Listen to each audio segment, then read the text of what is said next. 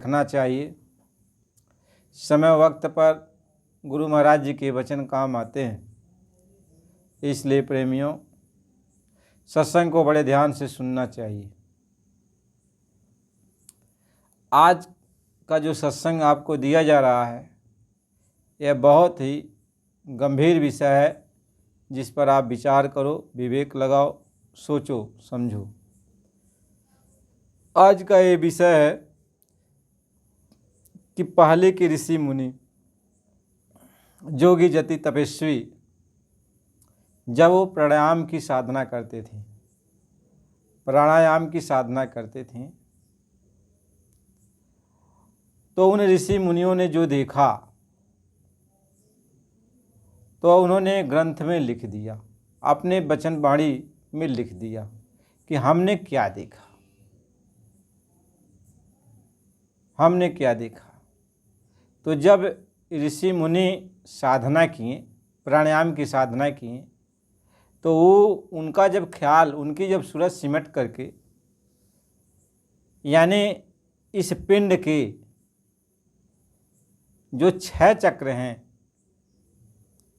जिसमें 5 चक्र तो कंठ तक हैं और 6वां चक्र जिसको आज्ञा चक्र कहते हैं, जहाँ आत्मा की बैठक है।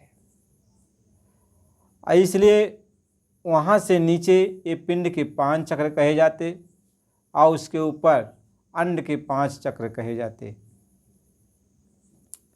तो आप विचार करो, जब वो प्राणायाम की साधना करते थे, जिसको हठ योग कहते, पहले के युग में, पहले के समय में जो है उम्र भी लंबी रहती थी, हड्डियों में प्राण रहते थे,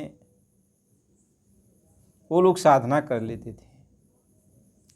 तो उन्होंने अंदर जाके क्या देखा, जब वो गुदा चक्र पर यानी मूल कमल पर जब वो लोग पहुँचे साधना करके, तो वहाँ देखा कि गणेश भगवान बैठे। उस कमल पर गणेश भगवान बैठे हुए हैं, जो 4 दल का कमल है, उस पर वो बैठे। और वहाँ पे लाल रंग है, पृथ्वी तत्व है, और वहाँ पे क्लिंग क्लिंग क्लिंग क्लिंग शब्द का उच्चारण होता है। ऐसे ही इंद्रिय चक्र पर, जहाँ पे ब्रह्मा जी और सावित्री जी बैठे हैं, अब वहाँ पे जल तत्व का वास है उस स्थान पे, और उस स्थान पे हम तो कहेंगे नहीं, लेकिन ऋषि मुनियों ने बयान किया है, वहाँ पे जिस नाम का उच्चारण होता है ऋषि मुनियों ने बयान किया। इसी तरीके से नाभि चक्र पर, यानी नाभि पर जहाँ पे अष्टदल कमल है, वहाँ पे भगवान विष्णु और लक्ष्मी जी विराजमान हैं। वहाँ भी नाम का उच्चारण होता है।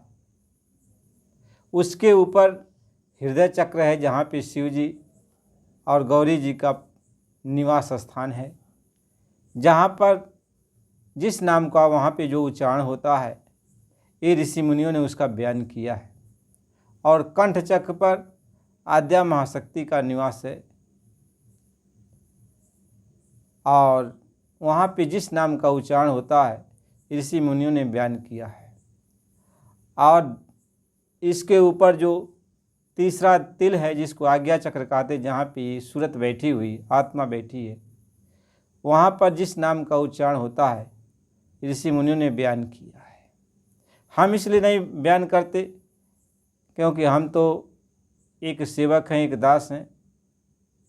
हमको ये अधिकार नहीं है कि हम उनके नाम को आपके बीच में करें, क्योंकि सबकी एक अपनी अपनी मर्यादा होती है। लेकिन जब आप ऋषि मुनियों के ग्रंथ को पढ़ोगे, उनकी पुस्तकों को पढ़ोगे, तो आपको मालूम होगा कि उन्होंने लिखकर उन्होंने बताया कि इस जगह पर इस नाम का उच्चारण होता है। यदि आप ये कहो कि ऊपर के लोक का, ब्रह्मा विष्णु महेश के लोक का, आद्या महाशक्ति के लोक का, यहाँ पे परछाई है पिंड में, तो यह भी मान लिया जाए। लेकिन तो ऊपर के लोकों में इन नामों का उच्चारण हो रहा है, ब्रह्मा के लोक में, विष्णु के लोक में, शिव के लोक में, आद्या महाशक्ति के लोक में, ईश्वर के लोक में, आखिर नामों का उच्चारण तो हो रहा है ना। नाम का उच्चारण हो रहा, मंत्र का उच्चारण हो रहा, अपने आप हो रहा है। तो हम ये कहना चाहते हैं कि क्या कोई मानव यह नाम अंदर में जाके रट रहा है?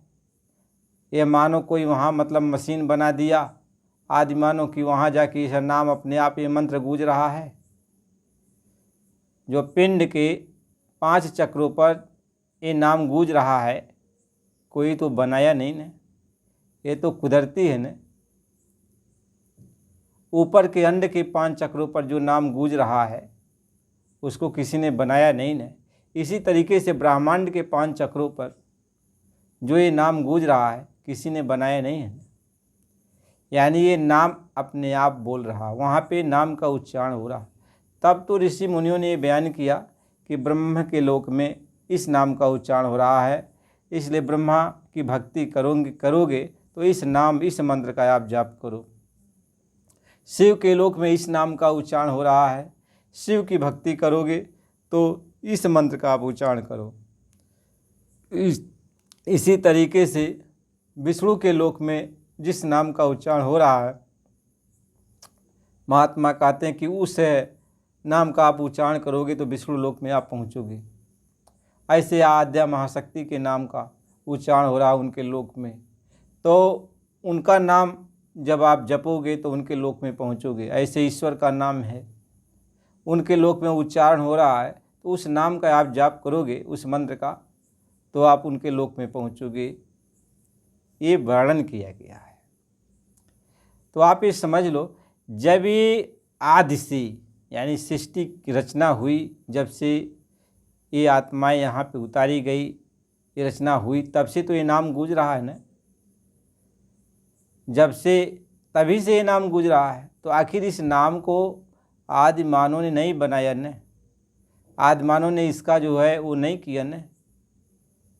यदि वेद पुराण उपनिषद ग्रंथ इस बात का बयान करते हैं, ये शास्त्र इस बात का बयान करते हैं, तो इसको मान लेना चाहिए कि नाम भी आदि अनादि है। यानी जो मंत्र है यह भी आदि अनादि है, यह भी आदि अनादि है।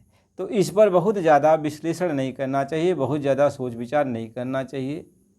हाँ, जो भी महात्मा जिसकी जहाँ तक पहुँच होती है वहाँ तक का वो नाम बताते हैं।